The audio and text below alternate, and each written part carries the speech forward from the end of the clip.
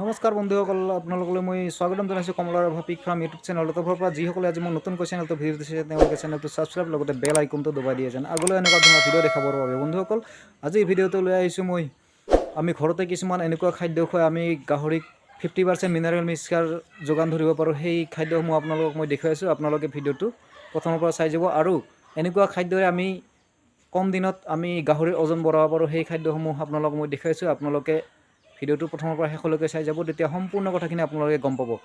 অলপ মই কি গছৰ পাত কওঁ আপোনালোকক মই দেখুৱাই যাব বিচাৰিছোঁ। আপোনালোকে চাব, কাৰণ আমি প্ৰত্যেকেই জানো এই গছটো, কাৰণ আমাৰ বাৰীত প্ৰত্যেকৰ বাৰীতে থাকে এই গছটো। আমি কিন্তু কেনেকুৱাকৈ ব্যৱহাৰ কৰিব লাগে বা খোৱালে কেনেকুৱা ভিটামিন পাওঁ সেই বিষয়ত আমি প্ৰত্যেকে নাজানো, কিন্তু মই আজি আপোনালোকক সেই বিষয়ে জনাব বিচাৰিছোঁ। আপোনালোকৰ নিজৰ নহ'লে আনৰ পৰা আনি আপোনালোকে খাব পাৰিব। সেইটো মই দেখুৱাই দিছোঁ, আপোনালোকে চাব। প্ৰত্যেকে চিনি পায় গছটো, এইটো আপোনালোকে নিশ্চয় চিনি পাইছে। এইটো হ'ল চজিনা। এইটো চজিনা গছত প্ৰত্যেকেই জানে কেনেকুৱা ধৰণৰ ভিটামিন থাকে। আপোনালোকে এইটো আপোনালোকক কোৱাৰ প্ৰয়োজন নাই, আপোনালোকে নিশ্চয় বুজি পায়, কাৰণ এই গছটোত কিমান ধৰণৰ ভিটামিন থাকে। এইটো আমাৰ মানুহৰ যিমান প্ৰয়োজন, জীৱ জন্তুৰ কাৰণেও প্ৰয়োজন। সেইটোৰ কাৰণে এইটো আপোনালোকে গাহৰিক খুৱাব, দেখা পাব আপোনাৰ মিনাৰেল নোখোৱালেও ধুনীয়া স্বাস্থ্যৱান হ'ব। এইটো আপোনালোকে খোৱালে হ'ল। এইটোত আপোনালোকে 50% মিনাৰেল পাব। এইটো খোৱালে এইটো আপোনালোকে তাৰ পৰা আনি গাভিনী গাহৰি যদি আছে গাভিনী গাহৰি খুৱাব আপোনালোকে।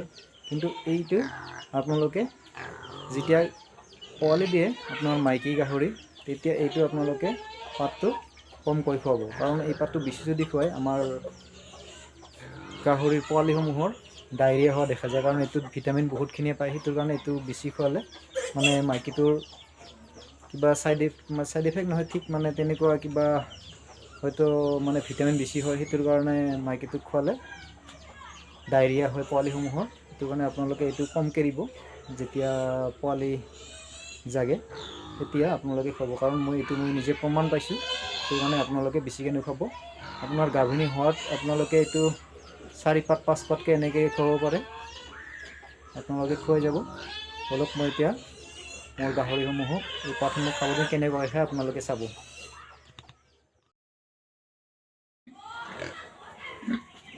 চাওক,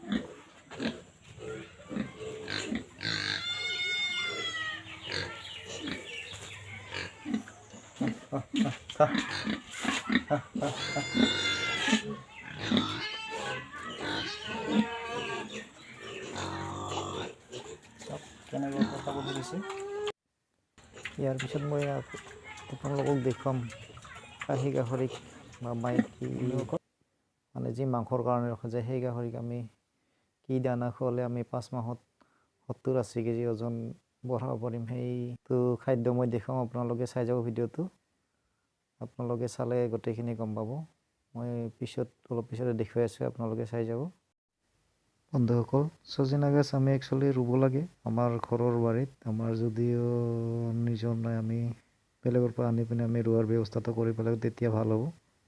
কাৰণ গাহৰিৰ লগতে আমাৰ মানুহৰ বাবেও চজিনা গছ বহুত খোৱাৰ কাৰণে ভাল। মই আৰু দি আছোঁ। মোৰ গাহৰি খাহী গাহৰি এটা আছে, সেই খাহী গাহৰিটোকো দিম। আপোনালোকে চাই যাব। এইটো খাহীটোকো দিম মই।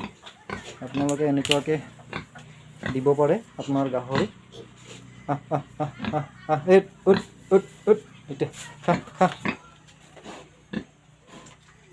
চাউলটো দিয়াৰ লগে লগে ধুনীয়াকৈ খাব, নাখোৱাৰ কথাই নাই।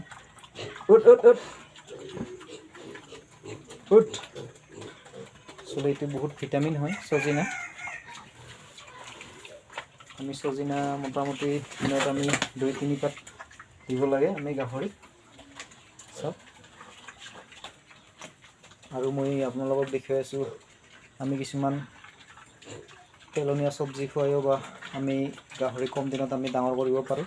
সেই চব্জিসমূহো মই দেখুৱাইছোঁ আপোনালোকক, যিসমূহ আপোনালোকে চাই যাব। কাৰণ সেইটো খোৱালে আপোনাৰ যদি খাহী গাহৰি আছে, খাহী গাহৰিৰ কাৰণে বহুত উপকাৰ হয়। সেইটো আপোনালোকক মই দেখুৱাই যাম। কম দিনত আপোনাৰ গাহৰিৰ ওজন 70-80 আপুনি যিমান দিন ৰাখে সিমান দিন আপোনালোকে খোৱালেতো বহুত ডাঙৰ হৈ যাব। সেইটো কাৰণে আপোনালোকে কম দিনত ডাঙৰ কৰিব পাৰে। সেইটো খোৱালে আপোনালোকে খাব পাৰে।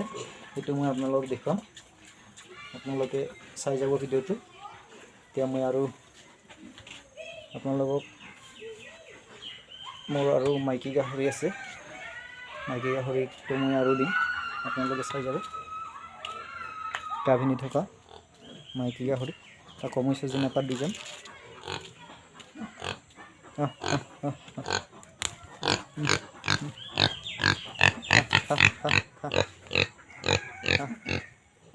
এইটো মোৰ গাভিনী আছে, এইটো এইবাৰ ফাৰ্ষ্ট হ'ব, এইটো প্ৰথম বাতল হ'ব।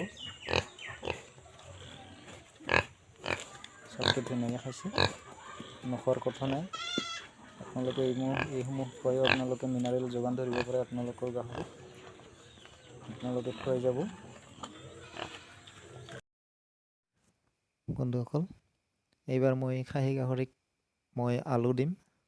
আলু আমাৰ খাহী গাহৰিৰ কাৰণে বহুত ভাল। আলু আমি খোৱালে প্ৰ'টিন ভিটামিন বহুত পোৱা যায় কাৰণে আমি খাহী গাহৰিক আলু খুৱাব পাৰোঁ।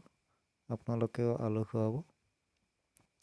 আলু এনেকুৱাকৈ নহয়, একচুৱেলি আমি বইল কৰি খুৱাব লাগে আলু, কিন্তু মই আপোনালোকক দেখুৱাৰ কাৰণে মই এনেকৈ কেঁচাই কেঁচাই দিছোঁ, আপোনালোকে খুৱাব। চাওক, মই খাহী গাহৰি বৰ্তমান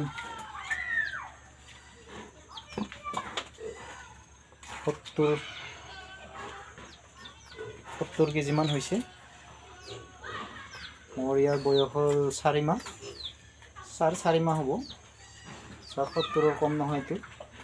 আপোনালোকে চাওক, মই ইয়াক কেনেকৈ কেঁচাই কেঁচাই দিওঁ 2-এটা আলু, আৰু বইল কৰিও খুৱাওঁ।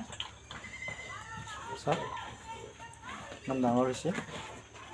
আলু খাই কেঁচাই খালে, কিন্তু কেঁচাই বেছিকৈ খোৱালে আপোনাৰ কি হ'ব, গাহৰিটো মানে হাগিনি বা ডায়েৰিয়া হ'ব পাৰে। সেইটো কাৰণে আপোনালোকে বইল কৰি খুৱাব, কাৰণ কেঁচাই খোৱালে ডায়েৰিয়া হয়। সেইটো কাৰণে আপোনালোকে কেঁচাই নিদিব। যদি 2টা বা 3টা দিব আপোনালোকে দিনত, বেছি নিদিব। চাওক, আমি বিলাহীত প্ৰচুৰ পৰিমাণে কিছুমান ভিটামিন পাওঁ, যিসমূহ ভিটামিন গাহৰিৰ কাৰণে অত্যন্ত আৱশ্যক। সেই ভিটামিনসমূহ আমি বিলাহীৰ পৰা পাওঁ কাৰণে বিলাহী আমি খুৱাওঁ, মই খুৱাওঁ। আমি বিলাহীৰ পৰা micro' mineral, magnesium, potassium, calcium, iron, vitamin B2, 3, vitamin C, এনেকুৱা ধৰণৰ ভিটামিন পাওঁ। সেইটোৰ কাৰণে আমি বিলাহী আমাৰ মাইকী গাহৰিৰ কাৰণে বহুত ভাল হয়। সেইটোৰ কাৰণে আমি মিনাৰেল মই বিলাহী খুৱাওঁ। আপোনালোকেও বিলাহী খুৱাব, কাৰণ বিলাহী আমি যদি দানাত আমি 20% বিলাহী মিক্স কৰোঁ, তেতিয়া বহুত ভাল মাইকী গাহৰিৰ কাৰণে বা অন্য গাহৰিৰ কাৰণে। আমি বিলাহী আমি সদায় বইল কৰি খুৱাব লাগে। বইল কৰি নহয়তো আমি যদি বিলাহীটো শুকাই পিনে আমি ৰাখি পিনে আপুনি মোটামুটি 10 দিনলৈকে খুৱাব পৰা যায়। সেইটোৰ কাৰণে আমি বিলাহী আমি ভালকৈ যদি শুকাই পিনে পেকিং কৰি থৈ দিওঁ, তেতিয়া আমি 10-15 দিনলৈকে খুৱাব পাৰোঁ। আপোনালোকেও বিলাহী আপোনাৰ মাইকী গাহৰিক খুৱাওক, তেতিয়া আপোনালোকে গম পাব মানে কেনেকুৱা ধৰণৰ ভিটামিন পোৱা যায়। আপোনালোকে লক্ষ্য কৰিলে গম পাব। আপোনালোকেও খুৱাই যাওক বিলাহী। কেইদিনৰ পিছত বিলাহী আৰু আলুৰ দাম কমি যাব, তেতিয়া আমি বেছিকৈ খুওৱা ব্যৱস্থা কৰিব লাগে, কাৰণ বিলাহীৰ দাম এতিয়া বহুত বেছি হৈ আছে, আৰু কেইদিনমান পিছতে বিলাহীৰ দাম কমি যাব। সেইটো কাৰণে আপোনালোকে বিলাহী আমাৰ দানাৰ লগত মিক্স কৰি দিয়ক আৰু আলু, তেতিয়া আমাৰ দানাৰ খৰচটো কমি যাব। বন্ধুসকল, আজিৰ ভিডিঅ'টো এয়াই আছিলে।